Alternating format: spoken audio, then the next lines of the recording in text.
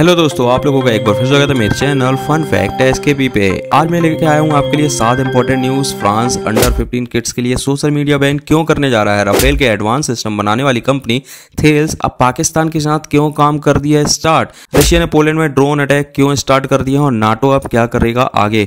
Marco Rubio US secretary of state ने कहा है कि 21वीं सेंचुरी का फ्यूचर इंडो पैसिफिक में ही लिखा जाएगा। और फिफ्थ, चाइना ने जियांगसू ऐप पर बैन क्यों लगा दिया। नेपाल में सुशीला कर्की के इंटरिम पीएम बनने में इतनी देरी क्यों हो रही है। 7 न्यूज, इजराइल ने जो कतर पे हमला किया था अब पाकिस्तान कैसे सपोर्ट कर रहा है वो इस वीडियो में मैं आगे आपको बताने वाला हूँ। तो दोस्तों, सबसे पहले अगर वीडियो पहली बार देख रहे हैं तो प्लीज़ वीडियो को लाइक कर लें। सब्सक्राइब की बटन आप जरूर से दबा लें क्योंकि आप वीडियो देखते हैं बट सब्सक्राइब बिल्कुल नहीं करते हैं। तो सब्सक्राइब करें, कमेंट में अपनी राय जरूर दीजिए। जो भी आप जानते हैं, जो भी आप समझते हैं उसका कमेंट में अपनी राय के रूप में जरूर यहाँ पे आप बताइए। तो सबसे पहले न्यूज़ की बात करेंगे। आज की बड़ी ब्रेकिंग न्यूज़ है, फ्रांस से आई है। एक पार्लियामेंट्री रिपोर्ट कहती है कि अंडर 15 किड्स को सोशल मीडिया बैन कर दो, स्पेशली टिकटॉक पे जो टॉक्सिक और एडिक्टिव कंटेंट से भरा हुआ है। उन्होंने कहा टिकटॉक जानबूझकर बच्चों को हार्मफुल वीडियोस दिखा रहा है, जैसे सुसाइड्स को प्रमोट करने वाला, जिससे कई टीन्स की जान जा चुकी है। 15 से 18 साल वालों के लिए रात 10 बजे से सुबह 8 बजे तक डिजिटल कर्फ्यू मतलब नो स्क्रॉलिंग लगा दी जाएगी। ये इंक्वायरीज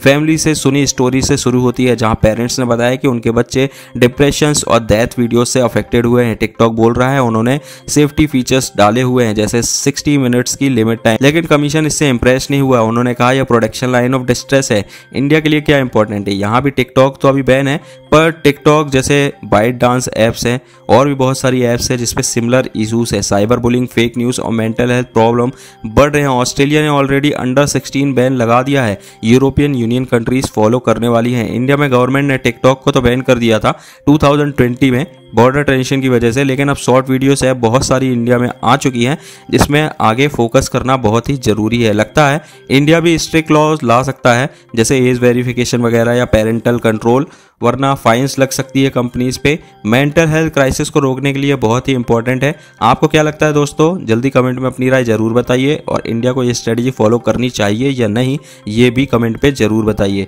दोस्तों, सेकंड न्यूज़ की बात करूँ, एक बड़ी खबर ने हिला दिया है। पाकिस्तान ने चाइना जैसा फायरवॉल बनाया और इसके पीछे है फ्रेंच कंपनी थेल्स। ये कौन सी कंपनी है, ये इंडिया के लिए क्यों बड़ा साइबर थ्रेट बन सकती है, आज फन फैक्ट्स में खोलेंगे इसके राज। उससे पहले अगर वीडियो पहली बार देख रहे हैं तो प्लीज़ वीडियो को लाइक करें, कमेंट करें और हाँ, सब्सक्राइब आप करते नहीं है प्लीज़ सब्सक्राइब जरूर कर लें और बेल आइकन की बटन को भी दबा लें। तो ये बात है एमनेस्टी इंटरनेशनल की रिपोर्ट शैडोज ऑफ कंट्रोल सितंबर 2025 के मुताबिक पाकिस्तान का वेब मॉनिटरिंग सिस्टम 2.0 WMS और lawful intercept management system LIMS एक डेंजरस कॉम्बो है। WMS 20 लाख इंटरनेट सेशन एक साथ मॉनिटर और ब्लॉक करता है। X, YouTube, Facebook सब पे नजर रखता है और LIMS ये 40 लाख फोन्स के कॉल्स, टैक्स और लोकेशन को ट्रैक करता है। तो शौक हुए। अब थेल्स का रोल, थेल्स इंडिया के लिए क्या इंपॉर्टेंट है, इनका सॉफ्टवेयर सेंटिनल ने इस फायरवॉल को चला रहा है, ठीक है। बिना इसके ये सिस्टम बंद हो जाएगा। ये चाइनीज कंपनीज के थ्रू यूज करा जा रहा है फ्रेंच कंपनीज को।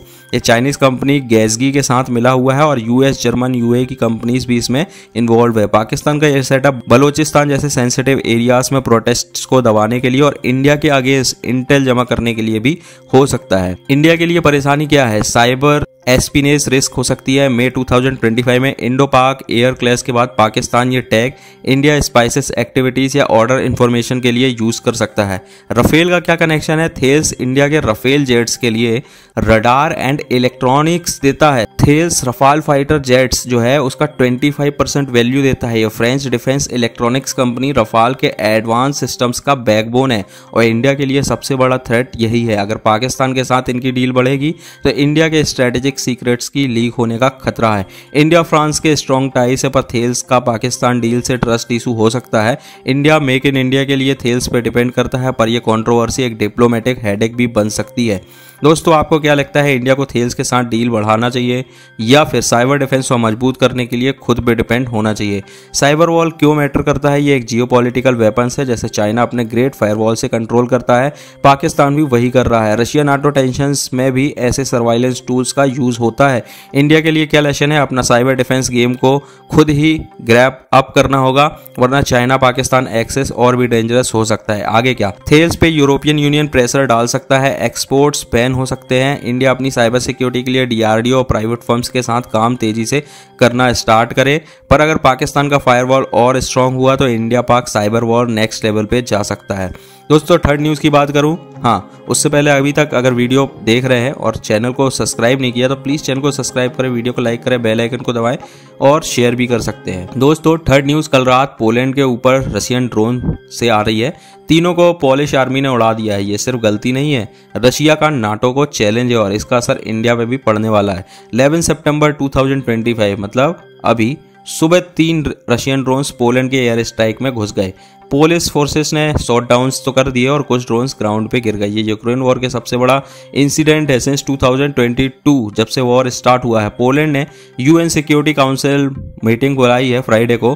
क्रेमलिन बोल रहा है कोई कमेंट नहीं करेगा इस बार, लेकिन एक्सपर्ट्स बोलते हैं कि ये डेलिबरेटली था नाटो की ताकत को टेस्ट करने के लिए। नाटो का रिस्पांस क्या आया है? नीदरलैंड 300 ट्रूप्स, आर्टिलरी और एयर डिफेंस भेज रहा है। चेक republic 100 soldiers plus helicopters, German brigades Lithuania को और एयर पॉलिशिंग्स बढ़ा रहा है पोलैंड पे। फ्रांस के मैक्रोन ने 3 राफेल जेट्स अनाउंस किए हैं। रशिया की धमकी नहीं सहन करेंगे, ब्रिटेन भी एयरक्राफ्ट डिप्लॉय कर सकता है। US प्रेसिडेंट ट्रंप ने बोला है शायद गलती हो गई होगी, लेकिन सोशल मीडिया पे लिखा है what's with Russia violating Poland, here we go. Muted reactions जैसे यूक्रेन पीस डील ट्राई करना हो सकता है अहम बात। अब इंडिया के एंगल से देखें, हम रशिया के दोस्त हैं। S-400 मिसाइल्स लेते हैं, ऑयल इंपोर्ट्स करते हैं, 40% तक बढ़ा दिया है। वॉर चल रहा है उसके बावजूद, लेकिन नाटो रशिया टेंशन से ग्लोबल एनर्जी प्राइसेस ऊपर जा सकते हैं। इंडिया की इंपोर्ट बिल 10 से 15% तक बढ़ सकती है। प्लस जेलेंस्की बोल रहे हैं जॉइंट एयर शील्ड बनाओ यूरोप के लिए। अगर एस्केलेट हुआ तो इंडिया को क्वाड में चाइना पे फोकस करना पड़ सकता है। रशिया को बैलेंस करना भी मुश्किल हो सकता है। और झड़प की बात करें तो 2025 एक्सरसाइज फ्राइडे से बेलारूस रशिया में 30,000 ट्रूप के साथ स्टार्ट होगी। पोलैंड बॉर्डर क्लोज कर रहा है, रशिया बोल रहा है बिजनेस को नुकसान होगा इन सब चीज़ों से। आपको क्या लगता है दोस्तों, रशिया ने जानबूझकर किया है या धोखे से ही हो गया है? क्योंकि बहुत सारी आर्मी इधर उधर लड़ रही हैं, हो सकता है उनको समझ में ना आया हो, पोलैंड पे फायर कर दिया हो, या फिर नाटो को टेस्ट करने के लिए स्कीम भी हो सकती है। आप क्या सोचते हैं कमेंट बॉक्स में जरूर बताएं। फोर्थ न्यूज़ की बात करेंगे। US secretary of states Marco Rubio ने कहा है कि इंडिया US रिलेशनशिप्स एक एक्स्ट्राऑर्डिनरी ट्रांजिशंस में है, लेकिन क्या सच में गेम चेंजर है या फिर टैरिफ टेंशन का नया ड्रामा है? तो थोड़ा डिटेल में देखते हैं क्या है latest update. US secretary of state Marco Rubio ने 11 सितंबर 2025 को सीनेट में कहा कि इंडिया US टाइज दुनिया के टॉप रिलेशंस में से एक है। उन्होंने कहा 21st सेंचुरी का फ्यूचर इंडो पैसिफिक में ही लिखा जाएगा, जो इंडिया इसका कोर रहेगा। ये बात उन्होंने US एम्बेसडर डेजिग्नेट सर्गियो गोर के कंफर्मेशन हियरिंग में कहा, जो 38 साल के हैं और इंडिया के लिए यंगस्टर US एम्बेसडर होंगे। रूबियो ने कहा गोर के पास प्रेसिडेंट ट्रंप का डायरेक्ट एक्सेस है, जो इंडिया जैसे स्ट्रेटेजिक पार्टनर के लिए बहुत ही जरूरी है। इंडिया US के बीच ट्रेड, डिफेंस और टेक में कॉपरेशन बढ़ रहा है। फरवरी 2025 में PM मोदी के US विजिट के दौरान मिशन 500 का टारगेट सेट हुआ था, जिसका गोल है 2030 तक $500 बिलियन का ट्रेड, लेकिन टेंशंस भी है। ट्रंप ने अगस्त 2025 में इंडिया के एक्सपोर्ट्स पे 50% टैरिफ लगा दिया था, क्योंकि इंडिया रशिया से ऑयल खरीद रहा है। ये टैरिफ्स एक बड़ा झटका है और एनालिस्ट कहते हैं इससे ट्रस्ट को नुकसान होगा या फिर हो गया है। अगर सिगेरियो को और एम्बेसडर बनते हैं तो इंडिया US टॉक्स में डायरेक्ट कम्युनिकेशन बढ़ सकता है, लेकिन टैरिफ्स और इंडिया के रशिया टाइप्स की वजह से छोटी सी मिसअंडरस्टैंडिंग भी बड़ा डिप्लोमेटिक इशू बन सकती है। क्या इंडिया अपनी स्ट्रेटेजिक ऑटोनॉमी के साथ US के साथ बैलेंस रख पाएगा या फिर चाइना और रशिया के साथ टाइज और मजबूत होंगे?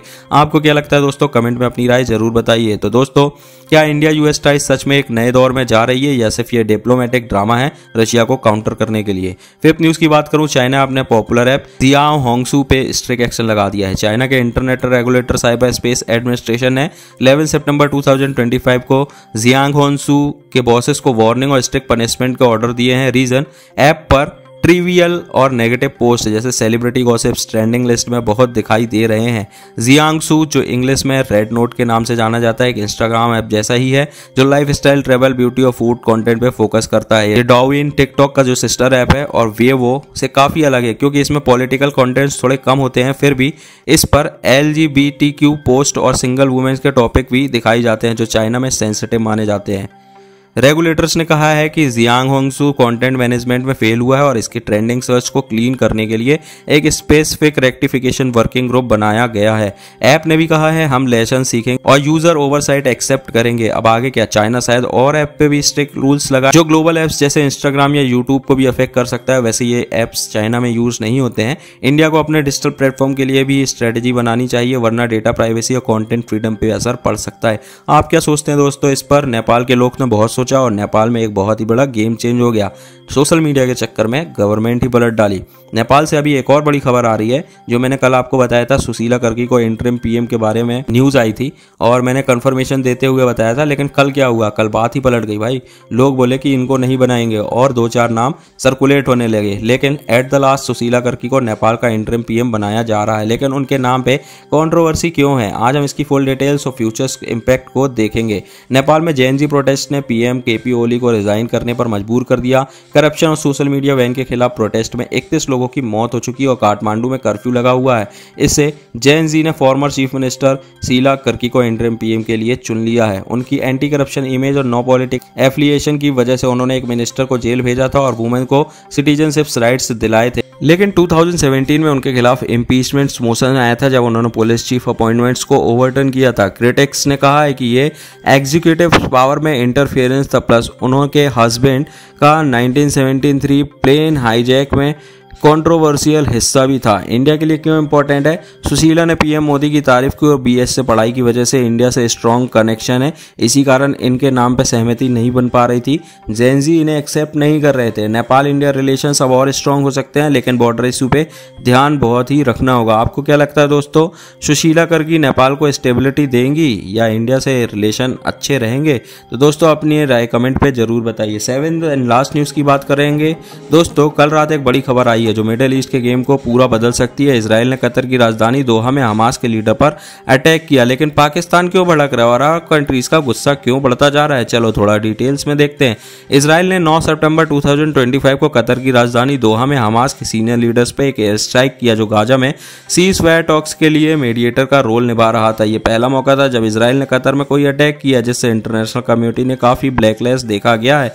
हमास के एक ऑफिशियल ने कहा है कि अटैक उनके नेगोशिएशन टीम को टारगेट किया गया था जब वो यूएस के एक सीज फायर प्रपोजल पर डिस्कस कर रहे थे। इस अटैक में 5 हमास मेंबर्स मारे गए हैं, जिसके खिलाफ अल हया का बेटा भी शामिल था, लेकिन हमास के टॉप लीडर्स बच गए। कतर के फॉरेन मिनिस्ट्री ने इस अटैक को कोवर्डली और इंटरनेशनल लॉ का वायलेशन कहा और UN security general Antonio Guterres ने भी इसे कतर की सोवरेनिटी का फ्लैग्रेंट वायोलेशन बताया है। इजराइल ने न सिर्फ कतर बल्कि और भी अरब कंट्रीज के रीजन्स जैसे लेबनान, सीरिया, यमन और इजराइल पे मिलिट्री एक्शन किया है। गाजा के साथ साथ इजराइल ने यमन में हूती टारगेट्स पे एयर स्ट्राइक किया जिसमें 35 लोग मारे गए। ये एक्शन अक्टूबर 2023 के हमास के अटैक के जवाब में किया जा रहा है, जिसमें 1200 इजरायली मारे गए थे और 251 के हॉस्टेज बनाया गया है। इजराइल ने कहा है कि वो हमास और दूसरे मिलिटेंट ग्रुप्स को खत्म करने के लिए पूरी तरीके से तैयार है।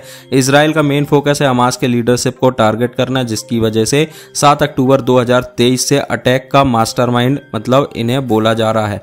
इजरायली पीएम बेंजामिन नेतान्याहू ने कहा है कि दोहा अटैक को फुली जस्टिफाई कहा है, क्लेमिंग किया है कि हमास के टॉप लीडर को निशाना बनाने के लिए था, कतर को नहीं। इजराइल ने यह भी मान लिया है कि हमास के लीडर्स को सेफ हेवेंस में रहने की अनुमति नहीं देना चाहिए, चाहे वो किसी भी देश में हो। इसके अलावा इजराइल अपनी मिलिट्री स्ट्रेटेजी को एग्रेसिव बना रहा है क्योंकि उसके दुश्मन जैसे ईरान और हिजबुल्ला कमजोर पड़ रहे हैं और वो इस मौके का फायदा उठाना चाहता है। कितने अरब कंट्रीज में इसने डायरेक्ट या इनडायरेक्टली एक्शन लिया है, जैसे कतर इसमें हमास लीडर पे एयर स्ट्राइक किया है, यमन में हूती साइड पे एयर स्ट्राइक किया है, लेबनान में हिजबुल्ला के खिलाफ ऑपरेशंस किए हैं इंक्लूडिंग ग्राउंड इनकर्सन, सीरिया में भी Israeli attacks on military targets, Iran में जून 2025 में 12 डे कॉन्फ्लिक्ट्स के दौरान स्ट्राइक जो हुई थी। ये एक्शन एक ब्रॉड रीजन्स स्ट्रेटेजी का हिस्सा है जिसमें इजराइल अपने दुश्मनों को वीकन करने की कोशिश कर रहा है। एक छोटा सा इजराइल बड़े बड़े देशों को स्ट्राइक से डरा रहा है। पाकिस्तान क्यों आ गया बीच में? पाकिस्तान ने इजराइल के कतर में 9 सितंबर 2025 की एयर स्ट्राइक के खिलाफ सख्त निंदा की है। पीएम शहबाज शरीफ ने कहा है कि अटैक अनजस्टिफाइड है और कतर की सोवरेनिटी का वायलेशन है। उन्होंने इजराइल के इस कदम को कोवर्डली और इंटरनेशनल लॉ के खिलाफ बताया। पाकिस्तान ने अल्जीरिया के साथ मिलकर यूएन सिक्योरिटी काउंसिल में एक इमरजेंसी मीटिंग भी बुलाई है जिसमें इस अटैक पर डिस्कशन हुआ और इजराइल के खिलाफ एक्शन की मांग की गई। पाकिस्तान पाकिस्तान का स्टैंड डिप्लोमेटिक है, जिसमें वो कतर और फ़लस्तीन कॉज के साथ सोलिडरिटी दिखा रहा है, लेकिन कोई डायरेक्ट मिलिट्री या कवर्ट एक्शन या सबूत अभी ऐसे दिखाई नहीं दिए हैं। हो सकता है, वैसे पाकिस्तान की तो इतनी औकात नहीं है, क्योंकि पाकिस्तान से अपना देश तो संभल नहीं पा रहा है, लेकिन दूसरे देश के मुद्दे पे यूएन सिक्योरिटी काउंसिल की मीटिंग तक कराने को रेडी है। पाकिस्तान सबसे पहले अपने इंडस वाटर ट्रीटी को बहाल कर ले, उसके बाद दूसरे अरब कंट्रीज का सपोर्ट करने जाए तो ये पाकिस्तान को सूट करेगा। एक्चुअली ये पाकिस्तान की चालबाजी है, सपोर्ट के नाम पे हर देश से पैसे मांगने की। पहले अमेरिका से मांगा, फिर चाइना से। एससीओ में चाइना ने पैसे देने से मना किया, तो अब पहुंच गए अरब, कतर। तो आप क्या सोचते हैं दोस्तों इस बारे में? आपकी राय क्या है? कमेंट बॉक्स में अपनी राय जरूर बताइए। चैनल पे नए हो तो प्लीज चैनल को सब्सक्राइब करें, वीडियो को लाइक करें, बेल आइकन को दबाएं। आप हमें इंस्टाग्राम, फेसबुक और व्हाट्सएप में फॉलो कर सकते हैं, सबके लिंक डिस्क्रिप्शन में मिल जाएंगे। मिलते हैं एक नई वीडियो में, आज के लिए इतना ही। धन्यवाद, जय हिंद।